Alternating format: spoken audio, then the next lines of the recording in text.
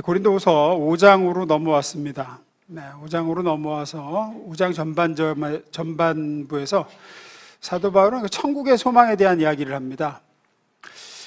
그러면서 하나님을 자기가 기쁘시게 하기 위해서 나는 살아간다, 이 얘기를 해요. 오늘 이 주제를 가지고 두 가지 크게 나눠보려고 합니다. 하나씩 보겠습니다. 첫 번째 읽습니다. 시작.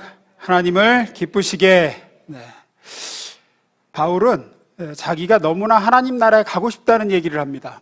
여기서도 그러고 빌립보서에서도 그러고 그래요. 이 육신의 장막을 빨리 벗어버리고 빨리 예수님 계신 곳에 나는 갔으면 좋겠다. 진심으로 간절히 바란다, 이런 얘기를 합니다. 1, 2절 그리고 8절 한번 봅니다. 만일 땅에 있는 우리의 장막집이 무너지면 하나님께서 지으신 집 곧 손으로 지은 것이 아니요 하늘에 있는 영원한 집이 우리에게 있는 줄 아느니라. 참으로 우리가 여기 있어 탄식하며 하늘로부터 오는 우리 처소로 덧입기를 간절히 사모하노라. 우리가 담대하여 원하는 바는 차라리 몸을 떠나 주와 함께 있는 그것이라. 사도 바울은 굉장히 정말로 죽음을 바라고 있죠. 빨리 육신의 장막을 벗고 주님 계신 곳에 갔으면 좋겠다. 성도들 중에도 정말로 천국을 사모하는 분들이 있습니다. 이 땅에 있는 건 하나님이 맡겨주신 사명이 아직 남았기 때문이고, 죄 많은 이 세상은 내 집 아니니 나는요 이 땅에 정들 수 없어라, 이런 분들이 정말 있고, 말은 천국 가면 좋죠 하지만 개똥밭에 굴러도 이승이 더 낫다고 여기는 분들도 있습니다. 그리고 죽음을 두려워하고, 아예 안 두려울 수는 없겠지만 이 차이가 어디서 생기나 보면, 예를 들어서 예전에 이제 막 판자촌 철거하고 그럴 때 막 난리 나잖아요. 나 죽여라. 그리고 분명히 불법으로 이렇게 지은 집임에도 불구하고 정당한 법 집행 절차이지만 우리 깔아 뭉개고 가라 그러는 이유가 뭡니까? 갈 곳이 없어서 그래요. 여기서 사는데 그나마 이거라도 있으니까 우리가 이렇게 하늘 덮고 이렇게 살지, 이거 우리 갈 데 없다예요. 갈 데 없다. 또 기업이 인수합병되거나 공장 폐쇄되거나 이래가지고 이 직장에서 이렇게 떨겨날 때 역시 또 난리 나잖아요. 생명 걸고 싸우죠. 생존권 보장하라고. 왜죠? 갈 데가 없다고 생각하면 그러는 거예요. 예를 들어서 갈 곳이 정해져 있어요. 지금보다 나은 곳이야. 확신이 있어. 지금 반지하 월세방 사는데 아파트 당첨됐어. 그러면 갈 날을 손꼽죠? 손꼽아요. 예를 들어서 지금 회사보다 더 좋은 회사에서 더 많은 연봉과 더 좋은 대우로 나를 스카우트 하겠다고 불렀어. 그러면은 누가 그거 관두는 걸 두려워합니까? 다음이 있는데, 더 낫다는 곳이 있는데. 우리도 그렇습니다. 사실 이 땅에 오래 살고 싶다라고 하는 건 부활에 대한, 천국에 대한 확신이 없는 거예요. 없어서 그래요. 없어서. 다음이 없다는 생각이 은연중에 있고, 그래도 여기서 이나만이나 이렇게 사는 게 이게 어딘데, 죽으면 이거 다 이렇게 되니까 그래요. 정말로 그곳에는 더 이상 눈물이 없고 영원한 완전한 안식이 있고 주님이 나를 맞아주실 것이고, 이 확신이 있는 사람은 사도 바울처럼 반응합니다. 나는 여기를 떠나서 차라리 원하는 바는 이 몸을 떠나 주와 함께 있는 그것이라.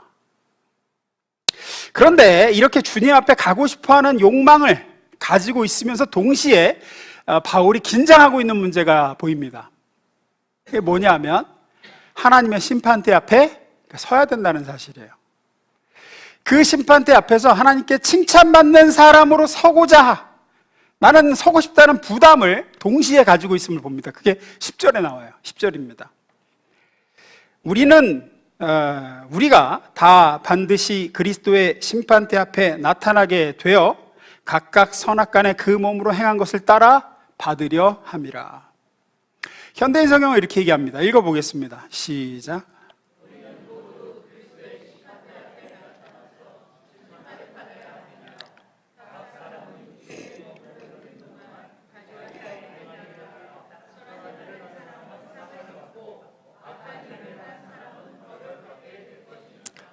사도 바울의 얘기가 이겁니다. 천국 가는 것도 물론 좋고 중요하지만 그때 하나님 앞에 심판대 앞에 내가 서게 될 텐데 내가 이 땅에서 살고 행한 것들에 대해서 하나님의 평가를 받게 되고 성적표가 나오게 되는데 그 성적표에 따라 칭찬도 받을 수 있고 꾸중도 받을 수 있고 상급도 받을 수 있고 징계도 받을 수 있다. 이것이 진지하고 중요한 문제라는 겁니다. 이것을 위해서 내가 어떻게 살아야 할 것인가를 바울은 마음에 두고 고민했고 자신이 어떻게 살아야 할 것에 대한 결론과 결심이 이것이죠. 9절입니다. 본문 9절. 그런즉 우리는 몸으로 있든지 떠나 있든지 주를 기쁘시게 하는 자가 되기를 힘쓰노라. 나는 세상에서 삶을 더 살게 될지 내 예상보다 덜 살게 될지 하나님께서 내 예상보다 일찍 불러서 빨리 가게 될지 아니면 늦게 가게 될지 모르지만 나의 목표와 유일한 소원은 주님을 기쁘시게 하는 거다. 그것을 위해서 나는 살겠다.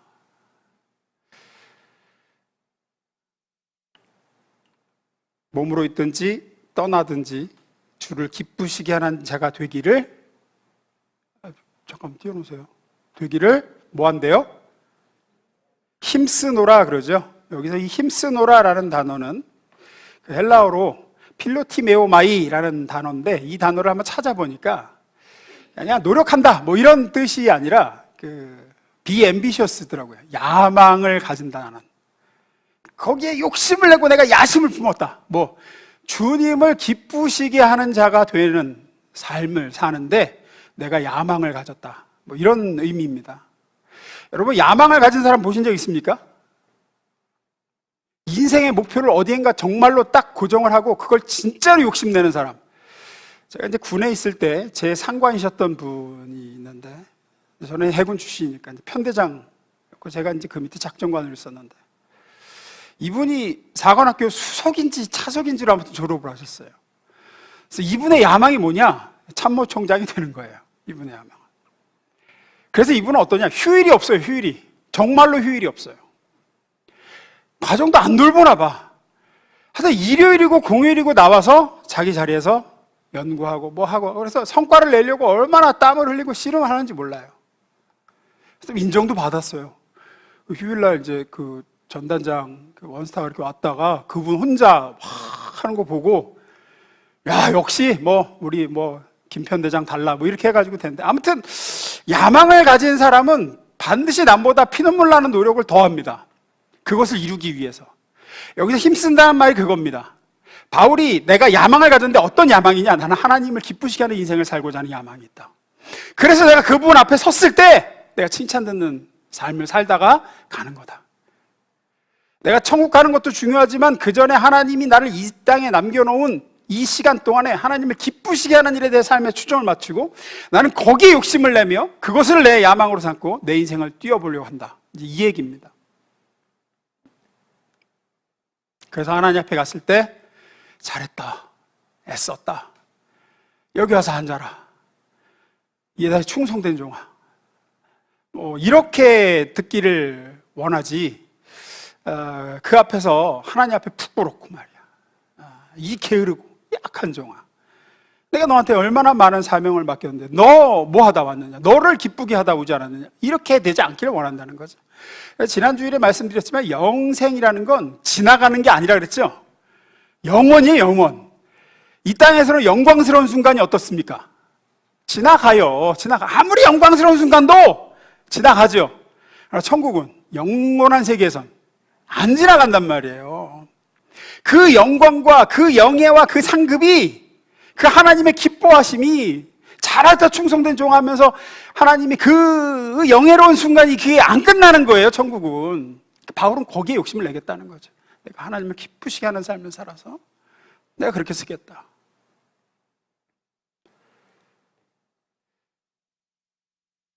우리가 하나님 앞에 서게 되면 이 땅에서 우리가 욕심내던 것, 이 세상에 속한 그 어떤 것이든지 그 다 아무것도 안 남습니다.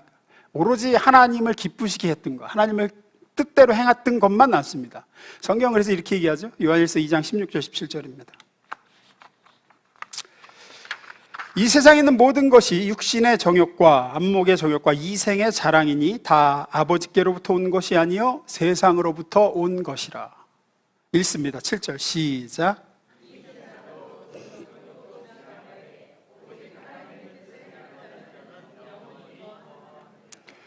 여러분, 이 말씀이 진리라는 것을 진짜 믿으십니까? 정말로 이것만 남습니다. 하나님의 뜻대로 한 것만 남습니다. 하나님 앞에 가면 하나님을 기쁘시게 했던 것만 남습니다. 나머지는 다 아무것도 남지 않습니다. 다 무가치한 것이고 다 이 땅에 두고 하나님 앞에 갈 것들이고.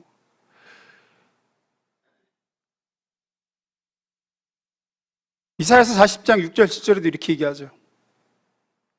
말하는 자의 소리여 이르되 외치라. 대답하되 내가 무엇이라 외치리까 하니 이르되 모든 육체는 풀이요 그 모든 아름다움, 그 모든 영광, 그 모든 이 땅에 속한 것들은 다 들의 꽃과 같으니 푸른 마르고 꽃이 시들면 여호와의 기운이 그 위에 불미라. 이 백성은 실로 풀이로다. 그나마 꽃은 질 때 예쁘기라도 하지 사람은 질 때 예쁘지도 않습니다. 안 남습니다. 아무것도. 거기에 욕심내고 한평생 바라보고 추구하고 남 보란 듯이 한번 뭐 이렇게 자랑거리를 만드는 것에 내 인생을 투자하는 것만큼 허망한 것이 없습니다. 그래서 이사 갈 때 보면, 제가 이제 예전에 이삿짐 센터에서 아르바이트를 한 적이 있거든요.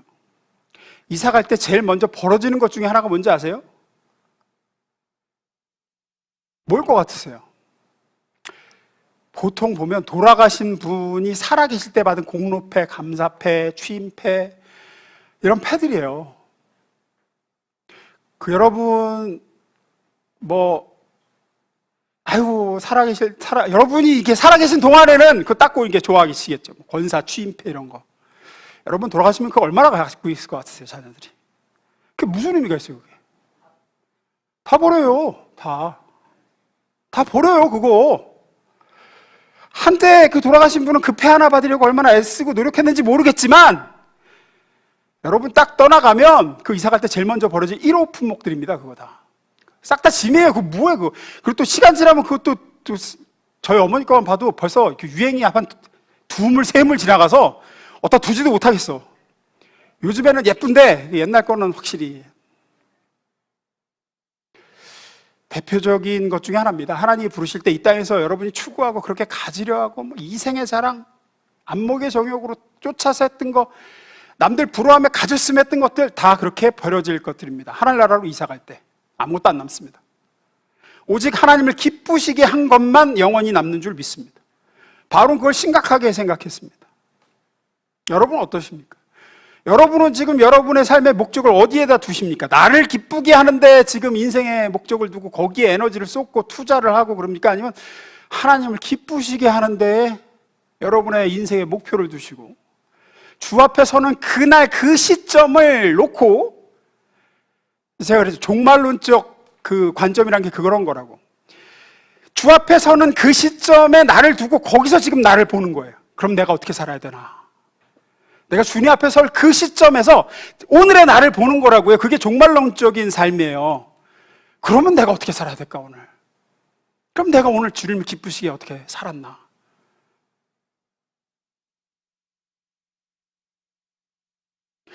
내가 정말로 그렇게 살고 있나 아닌가를 보면은 내 신앙이 언제 흔들리나를 보면 좀 알아요.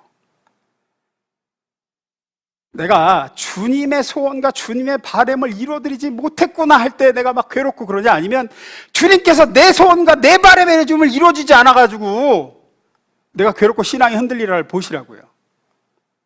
이 땅에서의 형통과 세상 사람들이 복이라고 추구하는 것들을 주님이 주시지 않고 그것들을 놓치게 하셨을 때 내가 하나님을 믿어드리는데 이까짓 거 하나 안 들어주십니까?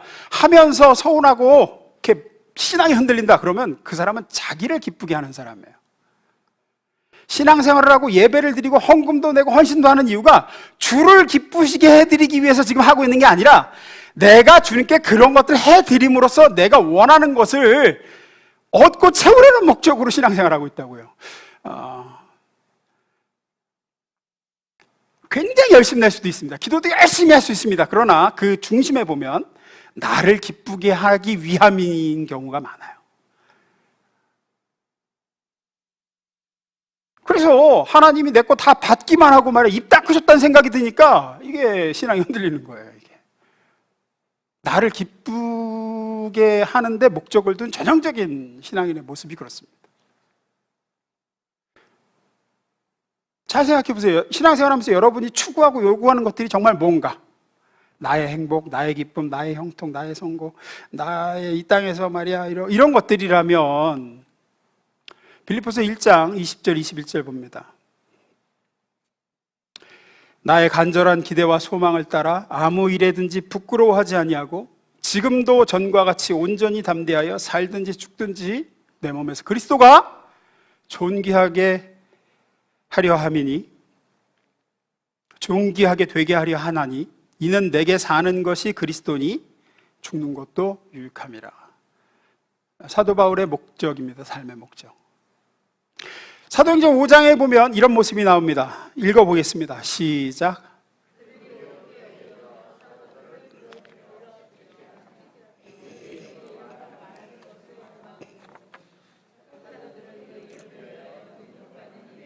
합당한 자로 여기심을 기뻐하면서 공의 앞을 떠나니라. 잘 보세요. 그 이름을 위하여 능욕받는 일에 합당한 자로 여기심을 기뻐하면서 공회를 떠났어요. 나는 당장 행복하지 않아요. 나는 지금 고통스러워. 얻어 맞았어요. 지금 사도들은 슬퍼요.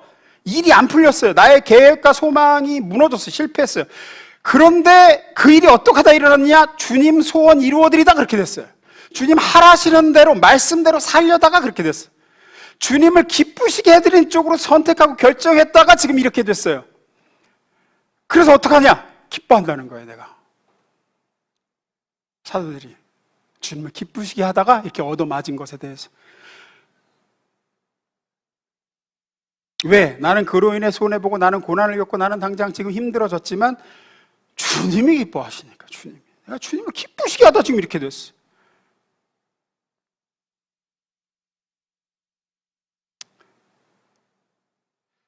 믿음이든 헌금이든 헌신이든 기도든 치성이 되지 않게 하십시오. 치성을 드린다는 것은 내가 이루길 원하는 것을 위하여 그것을 이루어줄 수 있는 힘을 가진 신에게 떼쓰고 거래를 제한하는 것이 바로 치성입니다. 내가 원하는 소원을 이루어줄 테니까 이루어줄 때까지 나는 물러나지 않겠다. 이 치성이에요. 내가 헌금도 드렸잖아요. 내가 헌신도 했잖아요. 예배도 안 빠졌는데 말이야. 애들이 달라고 떼쓰는 것이 누구의 기쁨을 위해서 떼를 씁니까? 애들이 보통 부모의 기쁨입니까? 자신의 기쁨입니까? 자신의 기쁨입니다. 그러나 철이 들면 부모의 기쁨을 위해서 아이들이 일을 하고 노력을 하고 자기는 좀 고단해도 부모님의 환한 얼굴을 보고 싶어 하죠. 내가 원하는 바를 얼마나 내가 간절히 열심히 사모하고 말이야. 이게 중요한 게 아닙니다. 하나님이 원하시는 바를 사모하는 게 중요합니다. 하나님을 기쁘시게 하는데 우리의 인생의 목적을 두고 걸어갈 수 있기를 주님으로 축원합니다. 두 번째입니다. 읽습니다. 시작. 그러면 이제 적용으로 그럼 하나님을 기쁘시게 하려면 어떻게 해야 되느냐? 구체적으로 성경에 나오는 하나님이 기뻐하시는 행위들, 하나님이 기뻐하시는 사람들의 모습은 굉장히 많습니다. 하나님은 이런 걸 기뻐하십니다. 하나님은 이런 걸 싫어하십니다. 하나님은 이런 걸 기뻐하십니다. 엄청나게 많아요. 구약부터 해서 예를 들어 대표적으로 하나님은 이웃을 사랑하는 자를 기뻐하시죠. 하나님은 온유한 자를 기뻐하시고 억눌린 자, 가난한 자, 눌린 자를 억울하고 이런 자를 돌아봐 자비와 양선을 베푸는 자를 하나님은 기뻐하십니다. 하나님은 충성되고 신실한 행위들을 기뻐하십니다. 하나님은 절제할 줄 아는 사람을 기뻐하시죠. 한도 끝도 없어요. 제가 이렇게 말씀드리는 이유는 섣불리 이렇게 살자라고 팔 걷어 붙이자는 얘기를 하는 게 아닙니다. 내가 하나님 기쁘시게 하는 삶을 내가 살아야지. 내가 신실한 자가, 절제하고 내가 양선을 베풀고 온유한 자가 내가 주님이 기뻐하시는 행동들을 해야지. 제가 늘 말씀드렸듯이 복음은 우리의 결심과 우리의 노력으로 뭘 이루려고 애써라 이런 게 아닙니다. 그럼 어떻게 하느냐? 하나님이 제일 기뻐하시는 한 가지 핵심을 먼저 붙드는 게 중요합니다. 우리 노력을 하되 이 핵심을 붙들려는 노력을 해야 돼요. 나머지는 따라오게 됐어요. 그러면 그 핵심이 뭐냐? 하나님이 기뻐하시는, 하나님을 기쁘시게 하는 우리의 행위의 가장 핵심되고 제일 중요한 게 뭐냐? 성경은 이렇게 얘기합니다. 하나님을 믿는 거다. 이렇게 얘기해요. 우리가 하나님을 믿을 때 하나님이 기뻐하신다. 이렇게 얘기합니다. 그래서 무엇보다 하나님을 믿어야 됩니다. 그게 하나님을 기쁘시게 하는 우리의 삶의 첫 단추입니다. 뭘 해서 주님을 기쁘시게 해드리는 게 아니에요. 믿는 게 먼저입니다. 그리고 그 믿음이 하나님을 기쁘시게 해드리는 행동과 삶을 낳습니다. 성경은 분명히 얘기해요. 히브리서 11장 6절, 우리 잘 아는 구절이죠? 믿음이 없이는 하나님을 기쁘시게 하지 못하나니 하나님께 나아가는 자는 반드시 그가 계신 곳과 또한 그가 자기를 찾는 자들에게 상 주시는 이심을 믿어야 할지니라. 우리가 분명히 믿어야 되는 게 뭐냐? 하나님이 나를 사랑하시고 나를 기뻐하신다라는 사실을 먼저 믿어야 돼요. 됐어요. 상 주시는 이시라는 얘기는 하나님은 나를 사랑하시고 하나님이 내 언제든 아버지하고 나아가면 나를 너무나도 기뻐하시며 좋은 것 주시는 분이다. 이 사실을 믿는 거예요. 믿는 거. 이 세상에 그 누구가, 부모가 나를 사랑하고 친구가 자식이, 배우자가, 세상에 그 어떤 존재가 나를 사랑하는 것보다도 말할 수 없이 나를 사랑하시며 나를 기뻐하신다는 사실을 내가 정말로 믿는 겁니다. 하나님이 나를 사랑하셔서 나를 구원하기 위해서 생명을 다 기울여 주셨고 당신에게 있는 모든 소유 중 가장 소중한 아들, 전 우주에서 가장 귀한 존재인 그 아들을 나를 구하기 위해서 나 대신 형벌을 받아야 되는 자리로 내모셨다. 그만큼 나를 사랑하시고 나를 기뻐하신다. 이렇게 나를 사랑할 자도 없고 이렇게 나를 사랑한 자도 없다.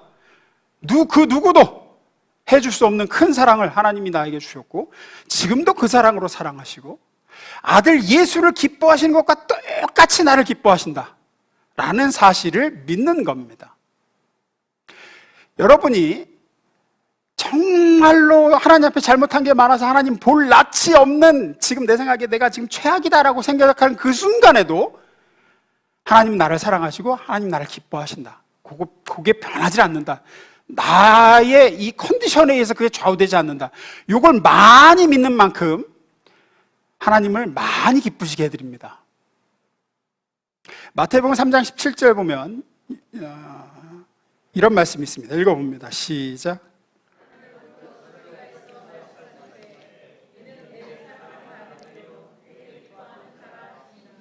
요 소리가 하늘로부터 하나님이 성부 하나님께서 성자 아들 예수님에게 이는 내 사랑하는 아들이요 내 기뻐하는 자라라는 소리가 언제 들렸느냐? 예수님이 요단강에서 침례를 받고 올라오실 때에 이제 하늘로부터 들렸죠. 그 얘기는 뭐냐면 예수님이 아직 공생애를 시작하시기 전이에요. 아직 하나님을 위해서 뭔가 일을 하시기 전이라고요. 예수님은 침례 받으시고 광야로 나가 마귀에게 시험 당하시고 시험을 이기시고 돌아와서 공생을 시작하시고 천국 복음 전파하시고 병자들 고치시고 그러시다가 십자가에 달려서 피 흘려 죽으십니다.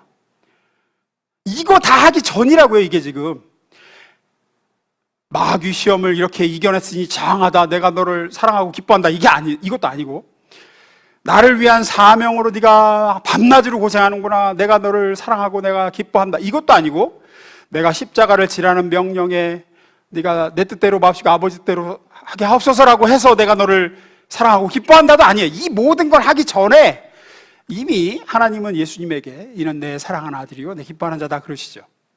그냥 존재 자체가 하나님의 기쁨이고 예수님이 뭘 해서가 아니라 그냥 사랑하시는 거죠. 왜 그렇죠?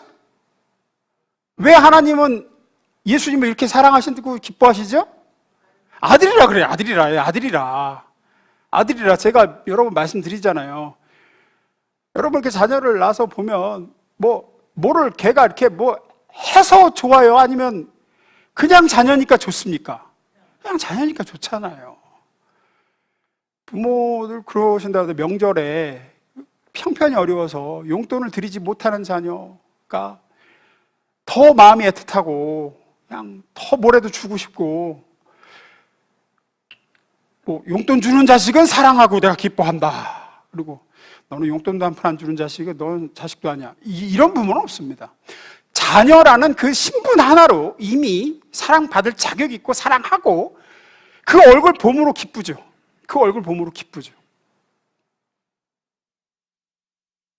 예수님이 하나님께 그런 존재이셨습니다. 왜? 하나뿐인 아들이셨기 때문입니다. 우리를 이 사랑과 똑같은 사랑으로, 이 기뻐하심과 똑같은 기뻐하심으로 우리를 사랑하고 기뻐하시는 걸 믿어야 됩니다. 왜냐하면 우리가 그리스도 예수를 믿고 영접하여 그분과 연합하여 하나가 되었기 때문입니다. 예수님과 내가. 그래서 하나님은 나를 보실 때 예수님 보듯이 보시고, 내가 뭐를 해드려서 이쁜 짓을 해서가 아니라 그냥 나라는 존재 자체를 기뻐하시고 사랑하신다고요. 이는 내 사랑하는 딸이요 내 기뻐하는 자라 하신다고요. 언제나. 그리고 그 믿음이 예수님을 사랑하던 나를 사랑하신다, 예수님을 기뻐하던 나를 기뻐하신다라는 그 믿음이 하나님을 기쁘시게 해요. 히브리서 11장 6절 하십니다. 믿음이 없이는 하나님을 기쁘시게 하지 못하나니 하나님께 나아가는 자는 반드시 그가 계신 것과 그가 자기를 찾는 자들에게 상 주시는 이심을 믿어야 할지니라. 히브리서 10장 38절 읽습니다. 시작. 그러나 의로운 사람은 믿음으로 살아야 합니다. 믿다가 뒤로 물러서면 하나님께서 기뻐하지 않습니다. 사마리아 수가성 우물가 여인을 생각해 보십시오. 이 여인은 하나님을 알게 되고 믿게 되자, 이 여인이 하나님을 알게 되고 하나님을 믿게 되자, 예수님은 이 여인이 그렇게 하나님을 대해서 알게 되고 믿게 된 게 얼마나 기쁘셨는지, 제자들이 음식을 사가지고 와서 잡수시라고 해도 나는 너희가 알지 못하는 양식이 있다 그러시죠. 난 밥 안 먹어도 배부를 만큼 지금 너무나도 기쁘다라는 표현이셨습니다. 이 여인은 아시다시피 남편 5이 있었고 지금 살고 있는 남자도 남편이 아니었다고 성경에 기록합니다. 그래서 같은 그 사마리아 마을 사람들 사이에서 손가락질 당하고 조리돌림 당하는 형편이었던 것 같아요. 그러니까 아무도 안 오는 낮 12시에 물을 길러 나오는 거죠. 아마도 이 여인은 하나님이 자기 같은 것에게는 관심도 없으시고, 하나님은 거룩하고 경건한 저 유대인들 정도 되어야 하나님이 기뻐하시고 하나님의 사랑을 좀 받을 자격이 있지 않나라고 생각하며 살았을 겁니다. 자기 같은 이런 몹쓸 여자는, 이렇게 인생을 막 살고 복잡한 여자를 하나님이 사랑하시겠나라고 살았을 겁니다. 하지만 하나님의 아들 그리스도, 오시기로 한 메시아께서 자기를 찾아오셨어요. 그리고 말을 거세요. 내가 너의 삶을 지금까지 다 알고 있다고 얘기하세요. 나는 너에게 관심 없지 않았다라고, 나는 너를 지금까지 함께 했고 알고 있다는 얘기를 하시죠. 그리고 목마르지 않을 생수인 자신을 주시겠다고 하죠. 내가 바로 그 생수다. 이 여인은 하나님의 사랑을 알게 됩니다. 믿게 됩니다. 그렇게 믿게 된 다음에 뭘 해요? 이 여자가 물동이를 버려두고 마을로 들어가 그리스도를 증거합니다. 하나님을 기쁘시게 하는 행동을 하기 시작합니다.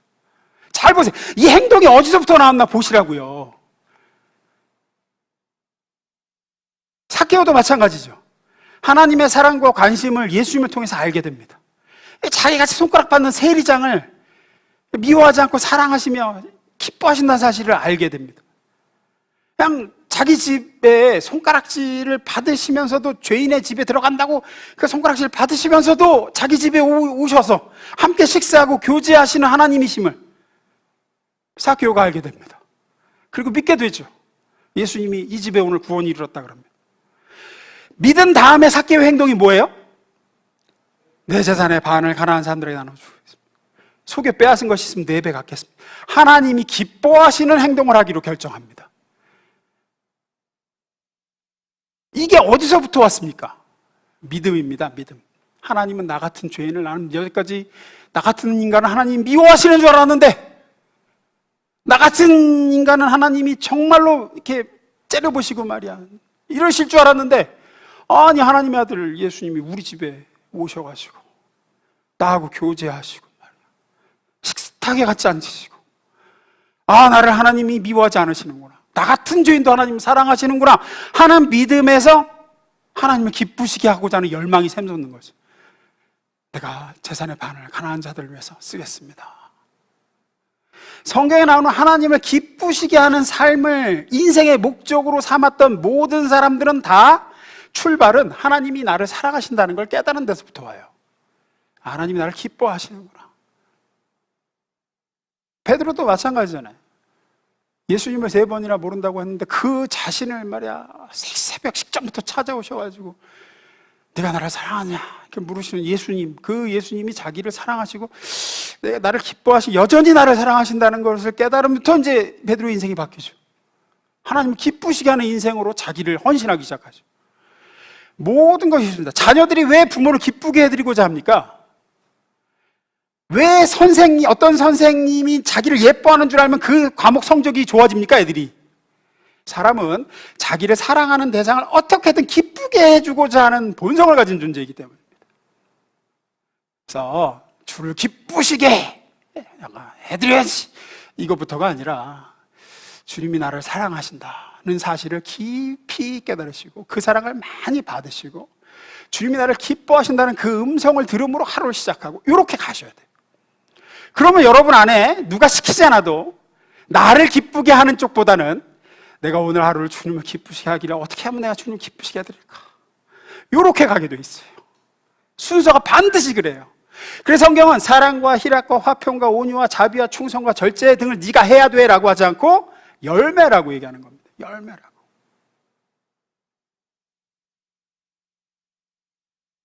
하나님을 기쁘시게 하는 삶, 몇 주 전에 포도나무 가지 얘기하면서 포도나무에게 받지 않아서 맺은 열매 갖자고 그렇게 세우지 않은 집 무너지고 그런 말씀을 드렸습니다.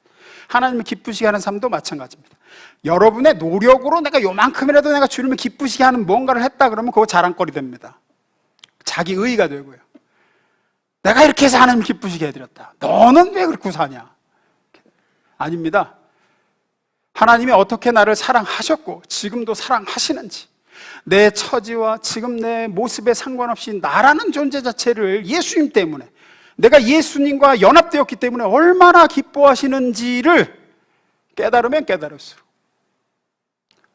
예수님이 들으셨던 그 음성을, 이는 내 사랑하는 딸이요, 이는 내 사랑하는 아들이요, 내 기뻐하는 자다라는 음성을 자주 들으시면 들으실수록 여러분은 하나님을 기쁘시게 하는 삶을 살고자 하는 열망으로 가득하게 될 것이고 그것을 향해 목표로 살게 될 겁니다. 사도 바울이 왜 어떻게 내가 몸으로 있든지 떠나 있든지 나는 오직 주를 기쁘시게 하는 자가 되기를 힘쓴다고 얘기합니까? 자기 같은 죄인 중에 괴수라고 스스로 그러죠. 그 자기 같은 죄인 중에 괴수인 자를 하나님이 사랑하셔서 특별히 사랑하고 기뻐 찾아오시고 나를 사도로 세우셨다, 이걸 알고 믿기 때문이죠. 그리고 그 사랑이 변하지 않는다. 말씀 마무리 있습니다. 로마서 8장 31절 39절 우리 잘 아는 말씀입니다. 읽어보겠습니다. 그러나 이 모든 일에 이로 말미암아 우리가 넉넉히 이기느니라. 내가 확신하노니 사망이나 생명이나 천사들이나 권세자들이나 현재일이나 장래일이나 능력이나 높음이나 깊음이나 다른 아무 피조물이라도 우리를 우리 주 그리스도 예수 안에 있는 하나님의 사랑에서 끊을 수 없으리라. 하나님의 이 사랑, 절대 변하지도 않을, 끊어지지도 않을 이 사랑을 믿는 믿음이 우리로 하여금 이처럼 나를 사랑하시고 이처럼 나를 기뻐하시는 하나님을 기쁘시게 해드리고 싶다라는 소원을 만들어내고 그 소원이 삶으로, 행동으로 나타나게 되는 겁니다. 그러니 이 믿음 더욱 굳세시길 주의 이름으로 축원합니다. 믿음이 없이는 하나님을 기쁘시게 할 수 없습니다. 날마다 그 사랑의 음성 듣는 것으로 하루를 시작하기로 결단하고 애를 쓰세요. 우리가 애를 쓰는 건 거기에요. 오늘 하루를 시작하기 전에 내가 그 사랑의 음성을 듣고 시작하리라. 그러면 그 하루가 나를 기쁘게 하는데 혈안이 된 하루가 아니라 하나님을 기쁘시게 해드리고자 하는 열망으로 가득한 하루가 될 줄로 믿습니다. 그런 하루들이 모여 그런 인생이 되는 거예요. 하나님 앞에 칭찬받게 되는 인생. 하나님 앞에 서게 됐을 때 참으로 네가 나를 기쁘게 하는 삶을 살았구나. 복된 인생 되시기를 축원합니다. 기도하겠습니다.